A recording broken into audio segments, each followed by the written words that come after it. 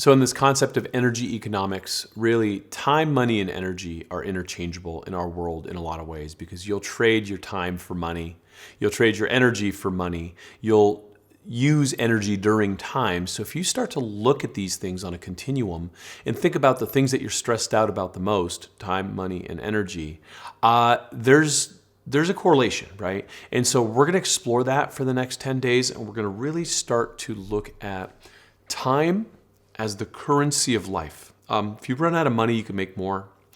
You run out of energy, you go to sleep, you get more energy, you eat, there's calories, there's ways to do it. If you run out of time, you're done, right? And so what do we need to understand about time?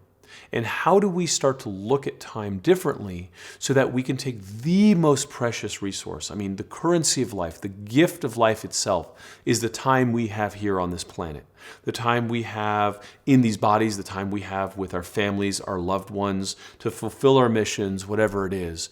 How do I take that time back in a meaningful way? And still be responsible to my commitments. I mean, I've got a mortgage, I've got car payments, I've got all these things that require output of time just to, pay for my life and do the things that I'm doing. So how do I look at this in a way that ends up giving me what I need to water this thing called a life garden? And we're going to talk about this at the end of our 10 days, but I'm going to kind of plant the seed now, no pun intended, is if you have a garden and you only have room for a certain amount of plants, or just kind of areas in your garden where you're watering. So you have your family, you have your health, you have your career, you have your hobbies and your passions, you have your desires, the things that you really want in life. How much water do each of these areas need to thrive, right? How much water is in the form of time, energy, and money do you need to put into your family part of your garden to spend time with your kids and be with your spouse and do the things that you need to do to kind of really keep that part of your garden fulfilled and blossoming? For your career, for your health, right? For all of these areas. And then what we're going to do today as your homework and what we're going to continue to look at over these next 10 days is your allocation of this water, if you will.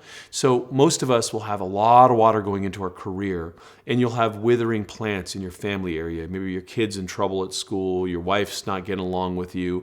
You have issues there that need to be addressed, right? Or maybe it's the health. Maybe you've put on 60 pounds and your blood sugar is out of balance and your doctor's yelling at you, but the show must go on. Or maybe you're trying to balance all these other things, but your stated goal is to get out into nature more because backcountry backpacking is your thing. And then the real question is, well, when's the last time you've done that? It's been 6 years.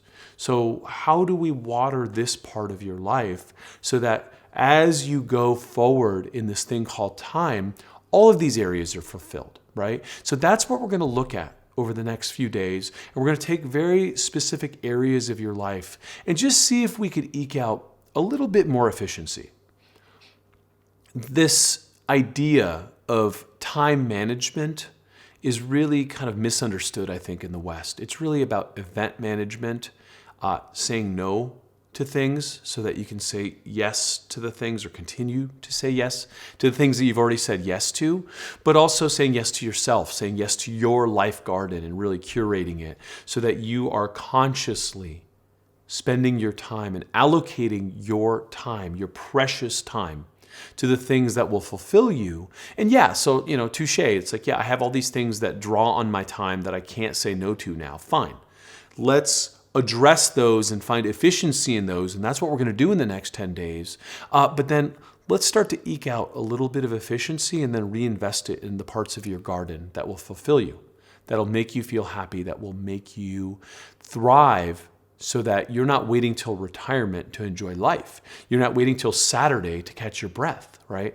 That's what we're going to do in the next 10 days. And so what we're going to do today is what I call time audit. Let's take a cold, hard look at where it is your time is going. I can't do this homework for you, okay? So this is your homework. Taking a cold, hard look at where you are at. So let's look at the categories. We obviously have our morning routine. So you wake up in the morning, what are you doing, right? What's your breakfast routine? How are you, spending time in the car? What's your commute look like?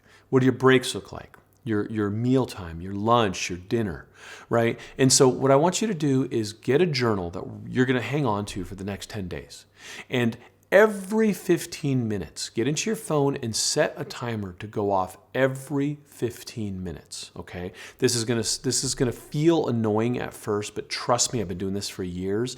You won't remember where 15 minutes of your day went 3 hours from now, right? So every 15 minutes, just have the timer go off. And look, we're not trying to correct or fix anything right now. Today, we are just diagnosing, right? We're doing your time audit, and you're the only one that can do it. So the timer goes off 15 minutes after you wake up. Just stop for, it takes less than a minute, and just write down what it is that you did. Literally, just specifically. Got up, went to the bathroom, 5 minutes in the bathroom, 15 minutes in the shower, 30 minutes doing this. And just every 15 minutes, just write down in a running log. It doesn't have to be pretty. It doesn't have to be organized. Just vomit it onto the page. Let us capture between today and the next time I see you on video, capture what your day looked like, 15 minutes at a time, all the way through, so that when we come back to this tomorrow, you're going to be able to see where maybe we can find some efficiencies, where maybe you're being a little decadent or frivolous or mindless with your time, because that's where we're going to start, right? We're going to start helping you find the time. You're saying, oh, I never have time to relax. Let's find it in your day. There's 24 hours. I promise you, we're going to find all kinds of time that we can kind of rattle free and give back to you. Hey, thanks for watching. If you like this interview from the Commune podcast, then click subscribe and check out this video right here.